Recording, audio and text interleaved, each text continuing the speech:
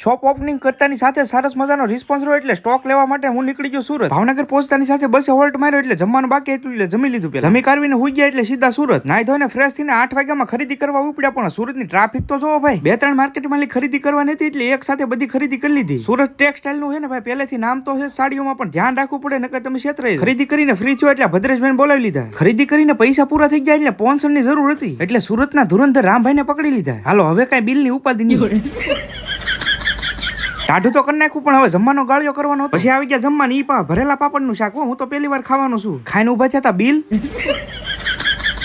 હાલો હવે ત્યારે રામે રામ મારું કામ તો થઈ ગયું. પછી આવી ગયો ડાયરેક્ટ બેન ને ઘરે. 200-300 સાડીની ખરીદી કરીને મારે આજને આજે નીકળી જવાનું હતું એટલે બસ આવી ગઈ એટલે હું બેસી ગયો બસમાં. રસ્તામાં હોલ્ટ માર્યો તો ઘર હાટું કઈ ભાગ નતો લીધો એટલે રસ્તામાં ભાગ લઈ લીધો ને પછી એક સોડા ઠપકારી નાખી. ઉતા ભેગું ડાયરેક્ટ પ્રતાપરા 2 કિલોમીટર વેજોદરી હતું એટલે પહોંચી ગયા વેજોદરી. ડીકીમાંથી બધા પાર્સલ કાઢવાના હતા એટલે પછી કાઢી નાખ્યા. પપ્પા આવી ગયા. દિવાળીનો ફૂલ સ્ટોક મારી દીધો. હવે તમે ક્યારે આવો છો બાપા સીતારામ ફેશન વેજોદરીમાં ખરીદી કરવા?